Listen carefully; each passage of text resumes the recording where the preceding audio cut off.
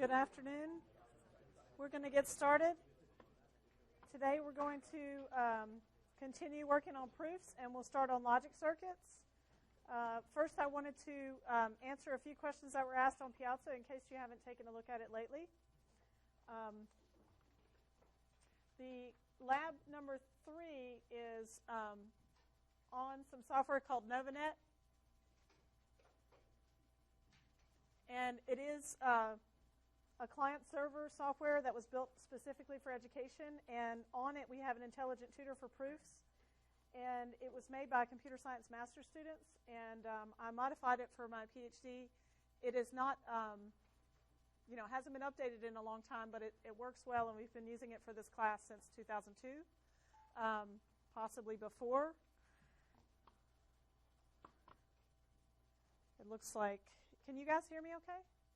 Yeah. The system thinks that the audio is not being recorded. Let me. Okay, so here's problem 10 from the Novanet proofs tutorial. And we are given A implies the quantity B or C, and B implies D, are two givens. And then we're trying to prove A implies the quantity C or D. So the first step when we're trying a direct proof is to look for a pattern in the proof statement and see if we can match that pattern somewhere in the givens. So I want you to look for a pattern and write down what it is that you've found on your paper briefly. And figure out which line it's on. So circle the number of the line that it's on.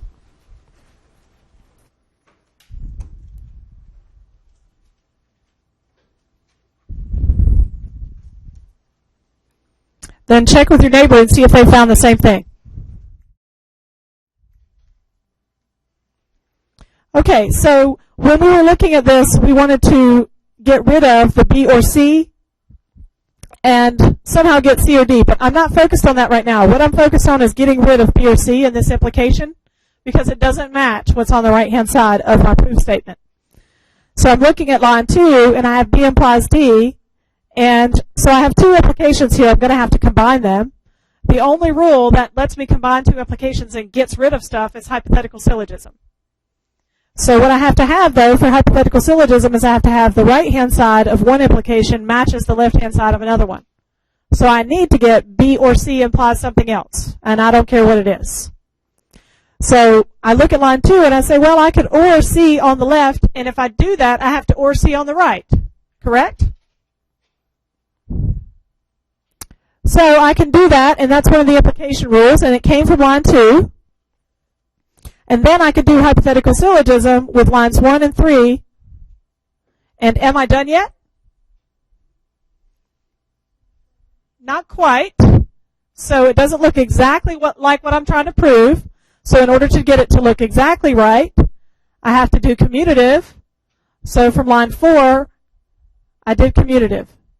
So in case you didn't notice, what I'm writing here is reference numbers to the lines that I'm using. So that's the source for something new that I'm deriving, and that's what I'm writing over here. So don't substitute stuff just because they have implications. You're not allowed to do it. There's not a rule called substitution. There is, but it only works if I have this.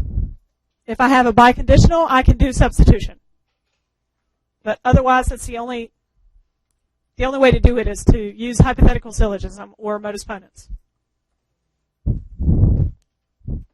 Okay, so we can do this by contradiction also. So I want you to try that on your paper by contradiction. So remember the cheap way of doing by contradiction, right? If I already have a direct proof, the cheap way is what? Write the negation of the conclusion. So put a not, put a parentheses, copy this proof statement, and write as the reason negation of conclusion.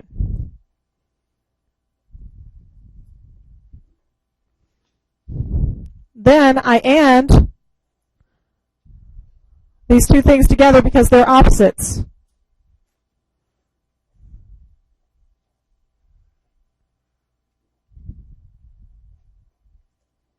And that was on line 5 and line 6, and I did conjunction because everything in a proof is technically ANDed together, so I can AND them together on a line if I want to, and that is a contradiction.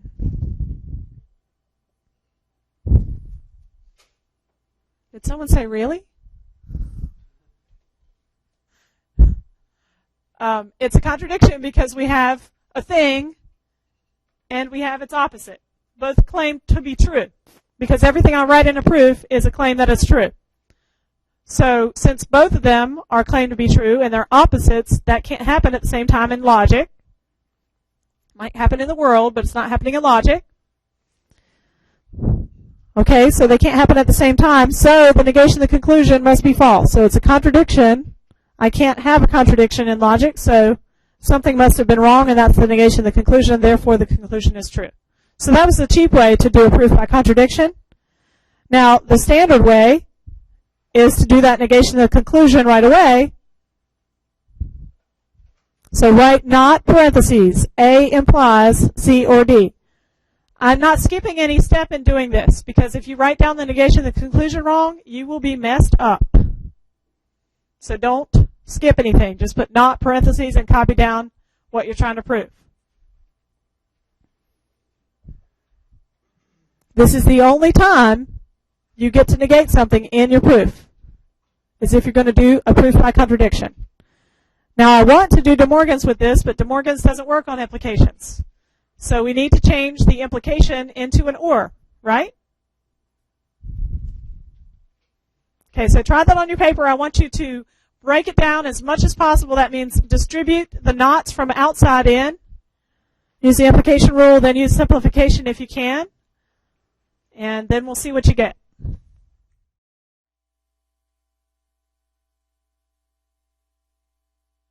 Of your solutions, and the first thing that everybody did, which is good, was turned this implication into an or,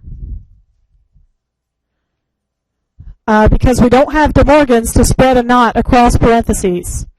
So that was from line 3 and the implication rule.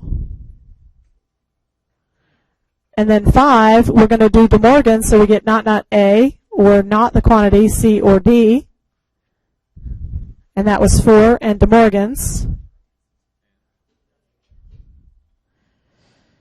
That's right, it's an and, not an or, because De Morgan's flips my operators. And then if I do double negation, I get A and not the quantity C or D. So that's 5 and double negation. And then if I'm going to distribute the second knot, I get A and not C and not D. And that's from 6 and De Morgan's again. And then I can do simplification.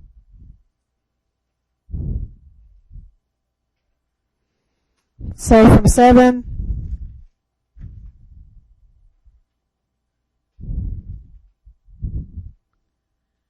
technically, if I was doing this in deep thought, it would probably make me keep some parentheses around this, and I'd have to simplify not C and not D, and then simplify the not C, and simplify the not D from that. But humans can look at stuff and skip steps. So I'm human, I can look at your things. I might act like a computer sometimes, but I'm not. Okay. Now, remember that when we did our proof by contradiction, that we can only get our contradiction by things that were derived from the negation of the conclusion. So all of these are, but mostly I'm going to use 8, 9, and 10, right? Because I wanted to simplify all this stuff so I didn't have to look at a complex long statement. So I really don't need 3 through 7 anymore. I'm going to use 8, 9, and 10 and combine them with the givens, which are lines 1 and 2, to see what I can get. Now, one thing you have to look out for is you cannot combine 9 and 1 together. So at least one person, I looked at their stuff, and they had A implies B as one of the lines of their proof. That is logically true, but none of our rules actually give it to us. So we are not allowed to do that. Okay, you can't do it directly. There's 2 different ways to do it, but I actually recommend that all you do is combine lines 1 and 8. And if I combine 1 and 8, what can I get? B or C. And don't put parentheses around stuff. So the minimum amount of parentheses is what you want to do. So less writing is good for you. So that was from modus ponens. And we've used this one, and we've used line 1. So now let's use 10 and 2. What will we get if we combine 10 and 2? We can get not B directly. Now, I saw some people who actually went through several steps to do this. So what they did is they converted B implies D to not B or D, and then they did disjunctive syllogism. And some people actually wrote that down, and then they wrote down this with conjunction. Don't do that. It's extra work, and I'm not sure what your tutor systems will do with that. So it's legal, but it's a pain. Also, Novanet only will display 19 lines, so you should try to keep your proofs that long. It'll store 22, but it will only show 19 of them. So you don't want things to disappear. So try to keep them shorter than that. So that's another reason to work them on paper. Make sure they're under 19 lines, 19 or under. You can do them all in that amount of time, guaranteed, as long as you don't do this. Okay, so when we combined not D with B implies D, that was modus tollens. That was the if I'm not wet, it must not have rained rule. So that was 2 and 10 and modus tollens. Okay, by the way, if you're doing a proof on the test and you don't put reasons, it's going to be -2 for every reason that isn't there. So put your reasons. Okay, so we got not B, and we also have, so we've already used 1, 2, 8, and 10. So we should use, all of these are good now. But now we can combine any of these. So not C and B or C will give me B. So that's 9 and 11 and disjunctive syllogism. And we have not B and B from 12 and 13 and conjunction. And then that is a contradiction. And some of you may have actually gotten, instead actually done 11 and 12 and gotten C, and then C and not C as your contradiction. So any of those is fine. If you get anything ANDed with its opposite, you're done with the proof.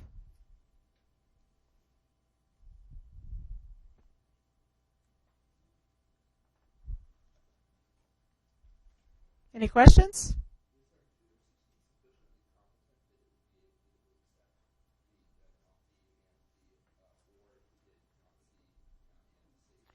Yes, Novanet is sufficiently intelligent that it will accept any contradiction that you get.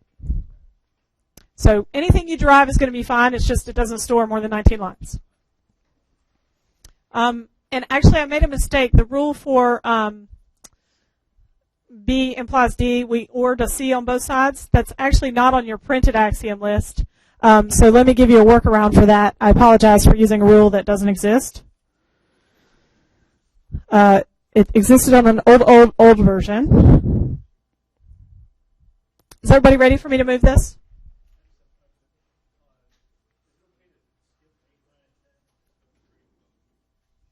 It is not okay to skip 8, 9, and 10. So that was the question. Can we skip 8, 9, and 10? No, you cannot. You could, but if you did, what you'd have to do is the new things I derive, I have to put them in that AND statement. And I don't think that the Novanet tutorial will let you do it anyway. So it's technically okay, but then I would have to, when I derive B or C, I'd have to put B or C and not D, because I have to actually use the whole line that I'm using. So when I combine lines, I'm actually combining whole lines usually. I have to, because I'm not allowed to use them I'm not allowed to use the rules any other way. That's why I have to do simplification. That's a good question. Any other questions about this proof?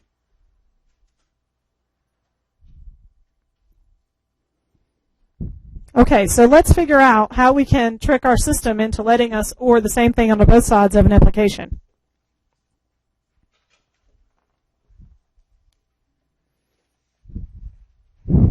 So we had B implies D, and we wanted B or C implies D or C. And we know it's true.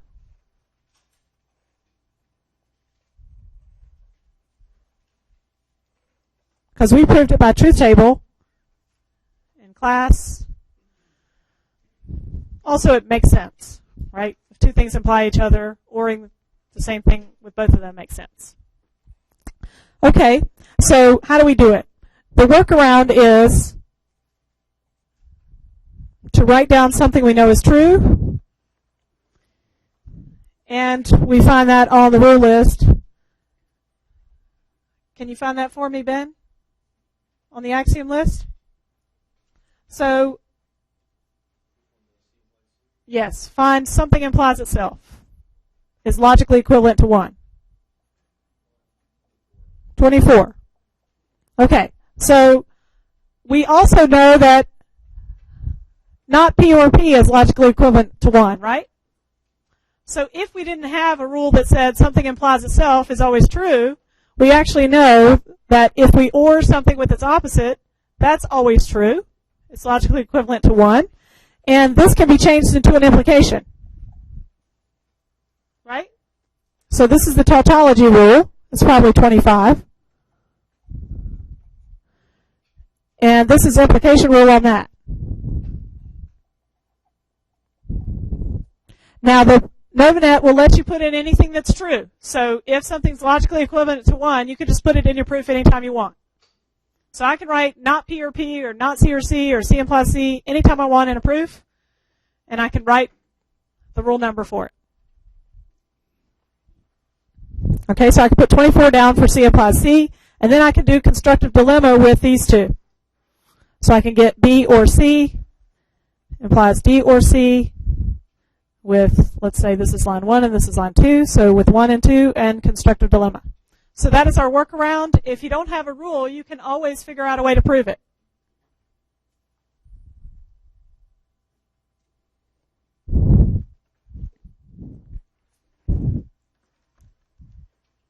Oh, there was one other trick I wanted to tell you with the deep thought tutorial. If you're doing a proof and you get stuck, try addition. So remember what addition was? If I know something's true, I can OR anything I want with it. Okay, so deep thought has these funny things. It just ORs random stuff in there sometimes, so you might need to do that. So for example, if it tells you to prove B or C, and you can derive B, well, you can just use addition to put OR C on there. So prove what you can, and then if you have got some other OR stuff you need to prove, just OR it on there.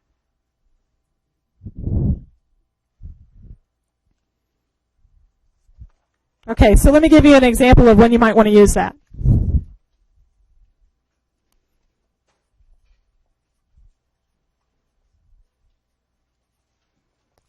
Let's say I have this, and I don't even care what I'm proving. Let's just say I want to combine these two lines.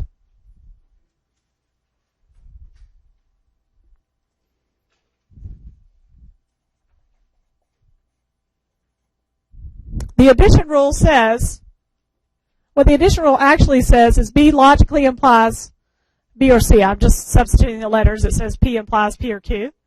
Logically implies that, right? So addition says, if I know something, I can OR anything I want with it. So I can actually take this entire line and write it in my proof, but use a regular implication. Because it is true. So this statement is a tautology. That's what that double line means. Right? So if I have a double line implication, that's a logical implication, then that means the entire statement itself is true.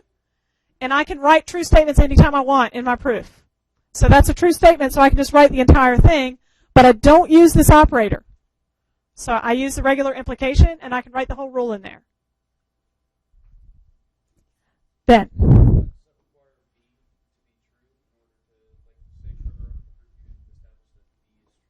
The question is, does it require B to be true? So this statement says, if B is true, then B or C is true.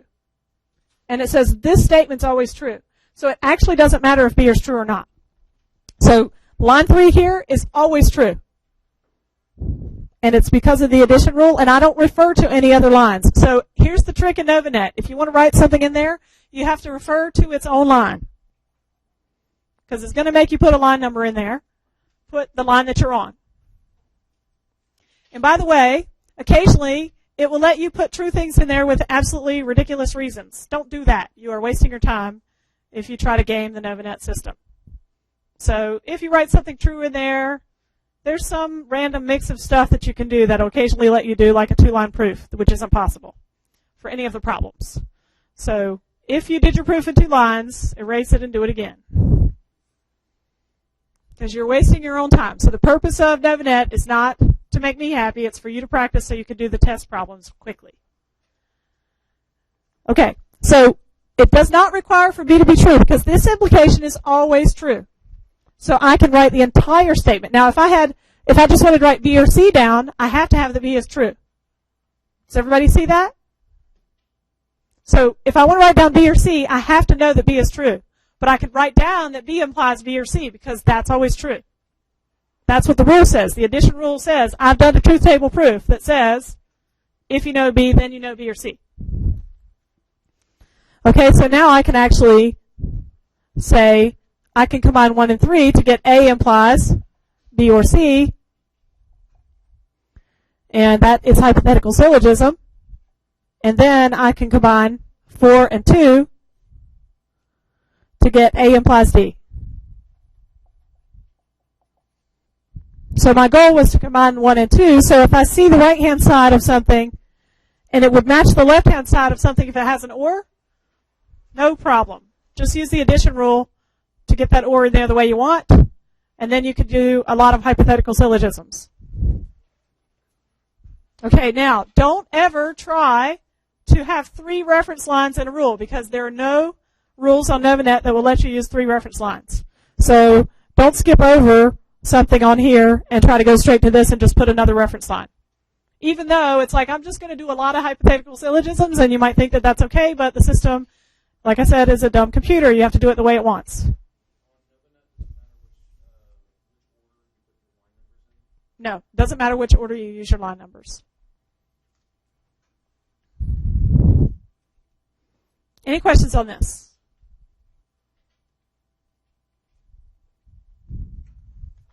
Okay.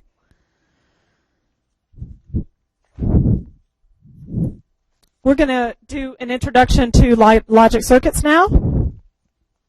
So we referred to them a lot, but we actually haven't drawn any, so we're going to do some. So here's what our logic gates look like.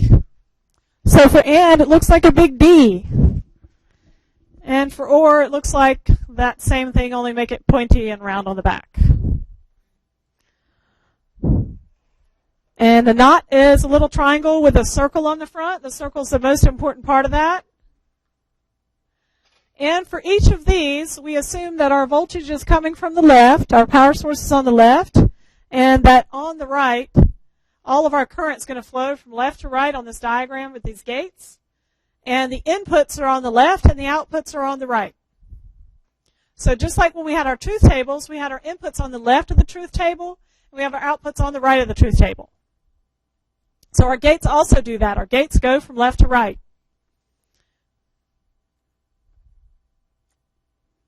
And these are all, there's pictures of all these in your packets too. So this is from packet number 2.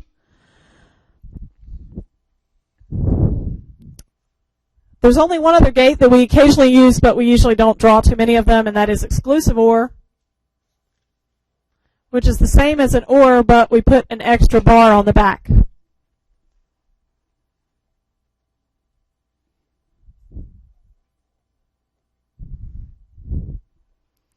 Okay, so how does this relate to our logic when we have inputs on the left, the output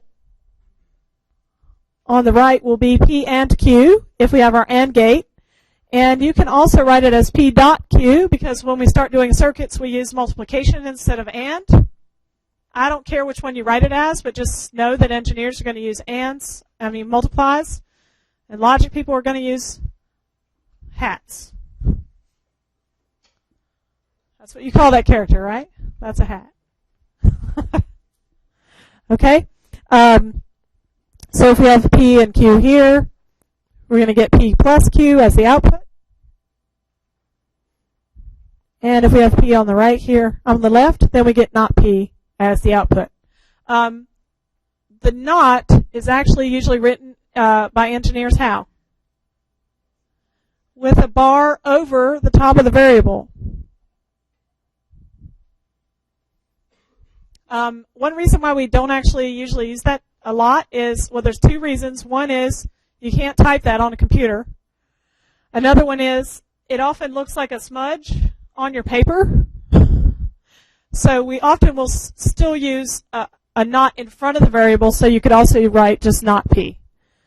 But be sure that you know where you've put nots and where you haven't. So one thing I try to do is try to not be messy when I'm writing down my logic stuff. Okay? So that means when I put a not, actually put even a little more space than I did right here, and actually use the kind of half T for the notch, just because then I make sure I know that there's a thing there and it wasn't just a mark on my paper. Okay? So just be really careful with that, because knots mess everything up, right? Remember that knots turn things into lies. So if you accidentally get knots where they don't belong, then you've messed everything up. Okay?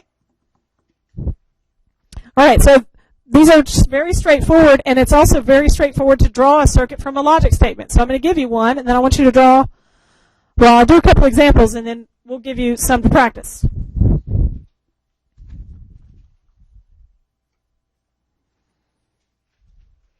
And actually, we don't really use P's and Q's in circuits. We use X's and Y's and Z's. So we'll start using those.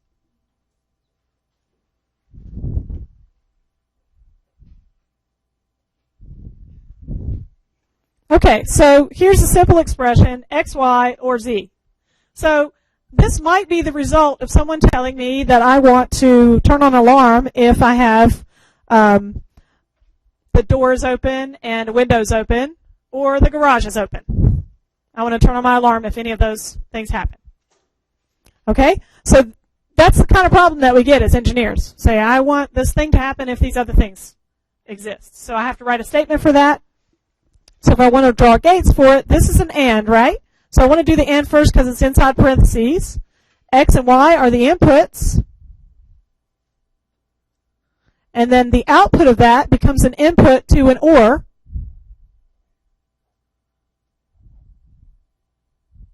And so the output here is XY. That's Z going in. So this is going to be XY plus Z.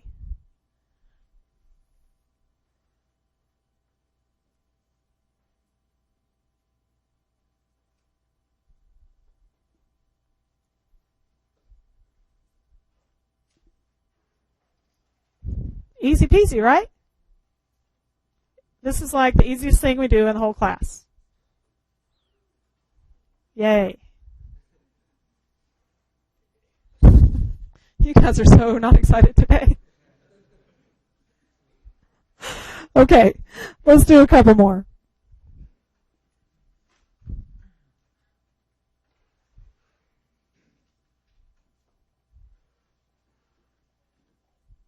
Okay, let's try X or Y times the quantity not X plus not Y.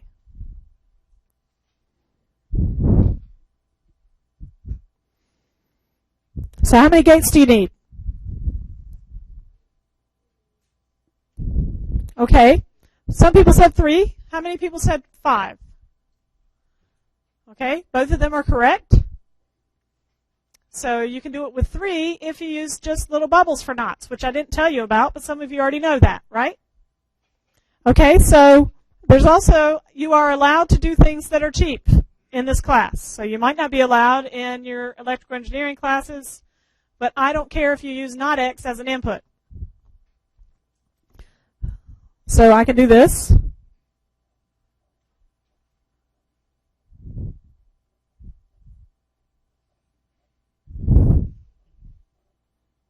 Okay, that's cheating, right? But you're allowed to do it. Okay, not really the best idea because those knots might be ignored, and someone who gets this piece of paper from the engineer will probably build the wrong thing because they'll just ignore those knots and put X's and Y's in there. Okay, so it's a better thing to not put that and to put knots on your gates. So if you just did the gates that I gave you to begin with, you would have actually had to have a knot before we go into our OR gates. and then AND those things together.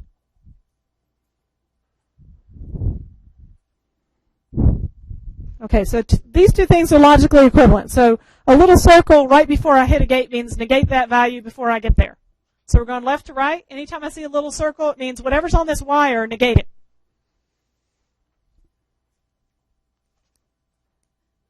Okay, so do I want to see this?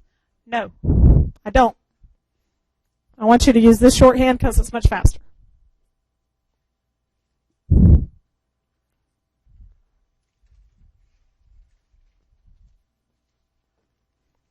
Now, if I say, draw this circuit on the test, should you reduce it first? No. Why do extra work? You have to use your brain to reduce it. You need almost no brain to draw the circuit, right? Just draw it.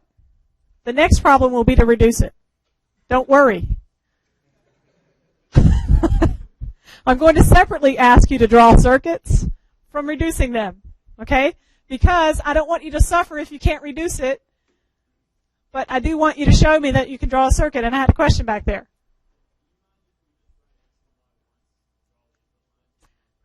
So the question is, do I mind if you draw the X and Y inputs once?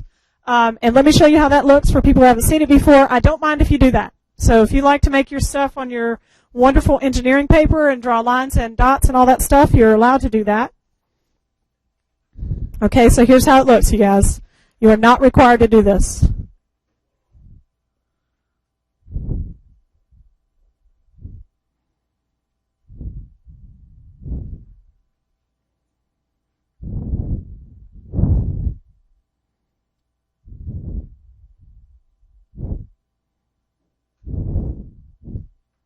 So I can do it nicely, and I know what it is, but you don't have to do that. So you are allowed to put your inputs on the left.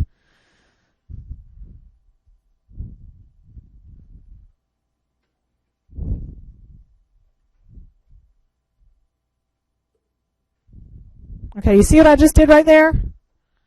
Yeah, you should write that again. You can barely see that on there. And I know that some of you guys and girls will randomly write little things so it's not clear whether there's a knot there or not because you're not sure. It's going to be marked wrong if I can't tell which one you meant. So don't just try to squiggle things around. It's not going to work. This is fine. I don't care if you do this or not. It's probably not going to be worth your time for some of the problems, but you're totally allowed to do that, but you're not required to. Just so you know, you guys, these black dots means just pull this value from this line. So this is like a solder connection. This is actually a knot. So if it's an open circle, it's a knot, and if it's a closed dot on a line, that means just pull this value from this line. Any questions on that? It is as easy as it seems. So we're going to go from left to right. We make gates from inside out.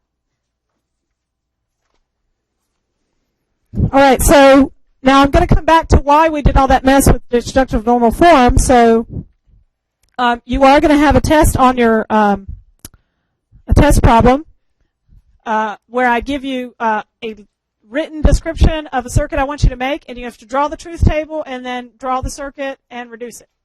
And also make it only with OR gates, for example. So let's do an example of that.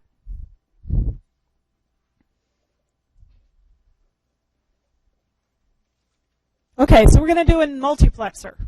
As our example, does anybody know what a multiplexer is? Raise your hand if you know what a multiplexer is. 1, 2. You guys don't want to admit it, so I think it's more than that, but okay, we got about 20 maybe. So, who wants to tell me what a multiplexer is?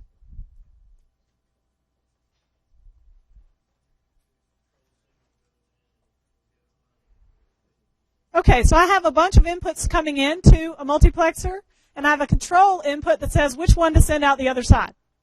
So does anybody know what we might use that for? So let me just draw a picture of a multiplexer.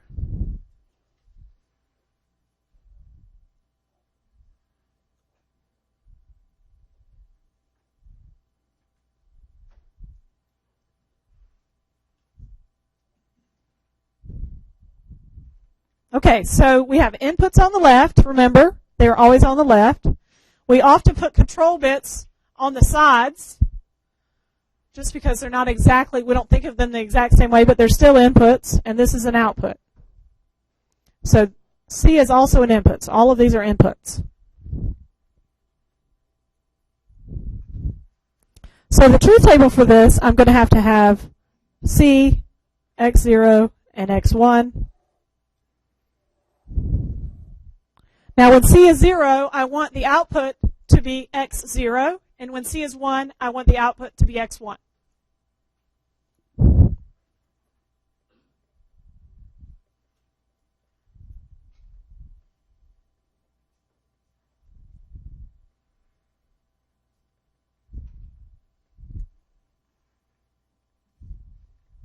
So now that you see this description, can you think of anything we might use this for?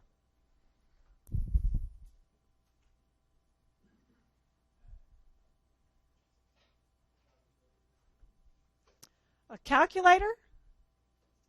That's interesting. I would have to work a while to explain how to use that for a calculator. But let's use a simpler example. So I know that none of you has ever experienced a home phone with a wire, have you? Okay, so your parents have these things. Okay, I don't even have one anymore.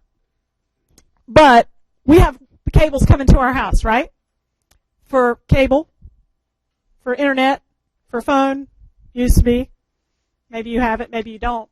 But those wires are going to be sending signals to everybody from central stations, right?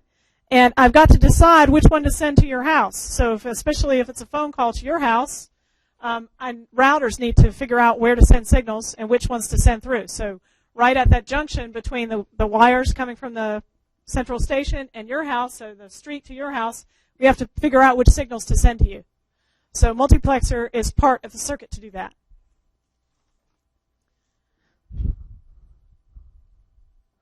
Also, anybody have a pool? Okay, so your pool has like multiple valves coming in, right? And so I have to decide what water I want to come into the pump. So I've got to switch on and off the different pipes coming in. So a multiplexer could do the same thing. Okay, so we have a truth table here. When we have 3 values for inputs, we have to have how many rows? 8 rows. So the first one, we're going to do 4 C's of 0 and then 4 1s. And then we'll do 2 and 2 for the next one and alternate for the last one.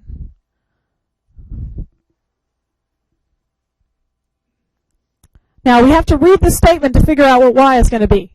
So when C is 0, I want to output x0. So it's going to be 0, 0, 1, 1. And when C is 1, I want to output x1.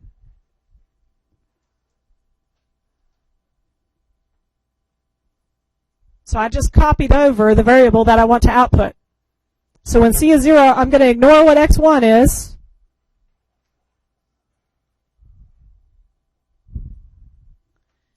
And when C is 1, I'm going to ignore what x0 is. Now I need to build a circuit to do this.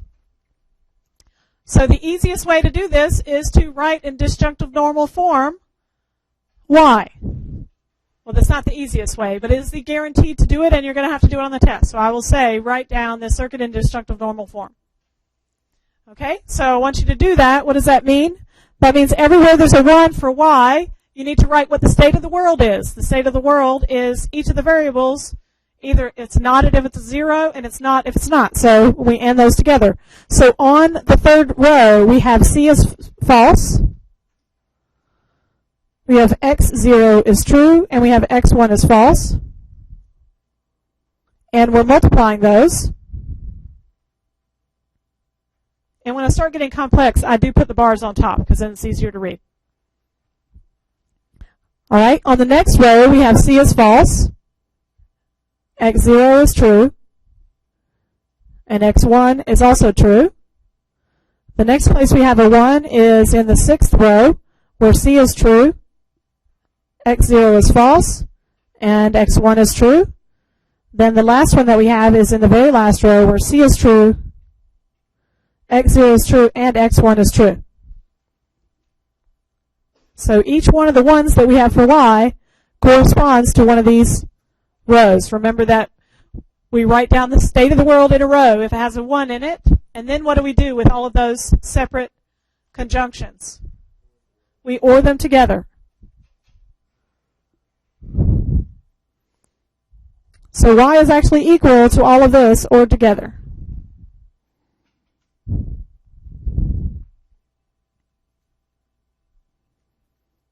Now you can draw this circuit.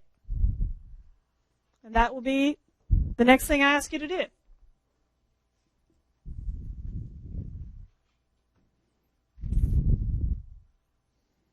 Now, you're also allowed to do cheap stuff like use 3-input AND gates.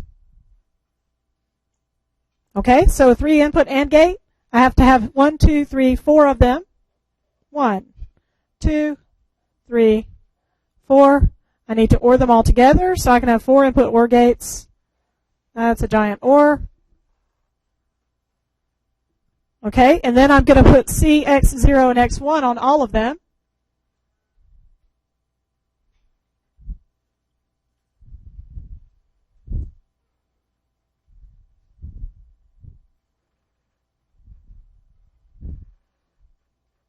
So that last one is all positive, so I just send it right in there. The first one has a knot on the C and a knot on the X1. So draw your knots first so you don't have to have them over your lines because it gets messy and then it's not super clear what you're doing. So we're going to put knot C on the second one, and the third one we have a knot for X0, and then we're done.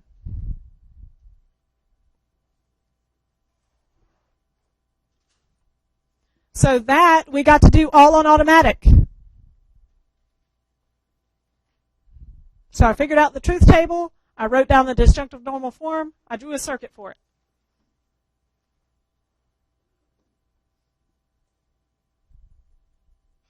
Now the next thing you might need to do is draw it only with AND gates or only with OR gates.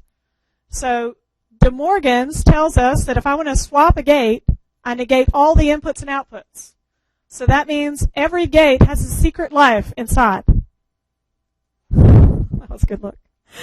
Every gate has a secret life inside. So this OR gate is secretly inside, has all negated inputs and negated outputs. So inside, so if I want to swap it, all I have to do is draw that inside and then erase the OR gate.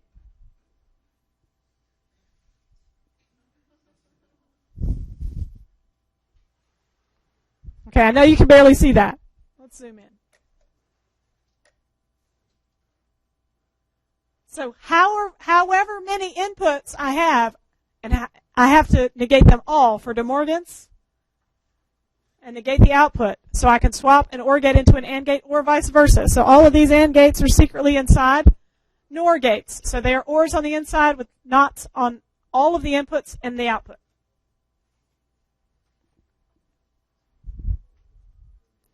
The last thing we're going to do is reduce this circuit. So I'm going to copy it over again.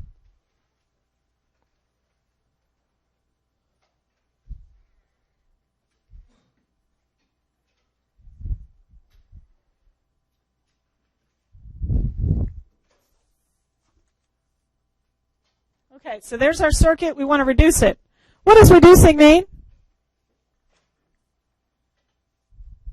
It means do it with less gates.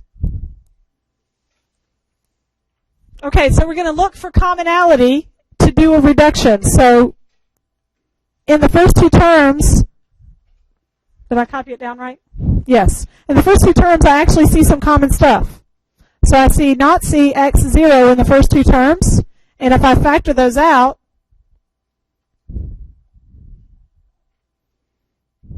I can do it just like I do regular multiplication. So if I see like 5 times 7 times 20 and then 5 times 7 times 35, I can put 5 times 7 out front and put 20 plus 35 in the rest. Yes?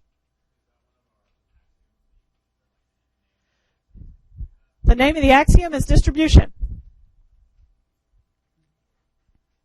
And we can do the same thing over here. except it's C and X1 is actually what's in common in these two terms. So we have C and X1, and then what we have on the first term is not X0 plus X0. So these two terms with distribution rule, and the same thing here, these two terms with distribution. By the way, for this, we do formal proofs, and but here I don't mind if you don't write the rules out as long as it's real clear. Okay, so we just factored pairs of terms, but what is not X1 plus X1? That's a 1. And not X0 plus X0 is a 1. Anything times a 1 is that thing back. So we get not C X0 plus C X1. So when you're doing a reduction, look for patterns and try to pull them out. The other thing you need to do is do De Morgan's from the outside in. De Morgan's from the outside in. What does that mean? If I have a not on the outside of parentheses, do that first before you do anything inside. Okay? That's it for today. We'll see you next time.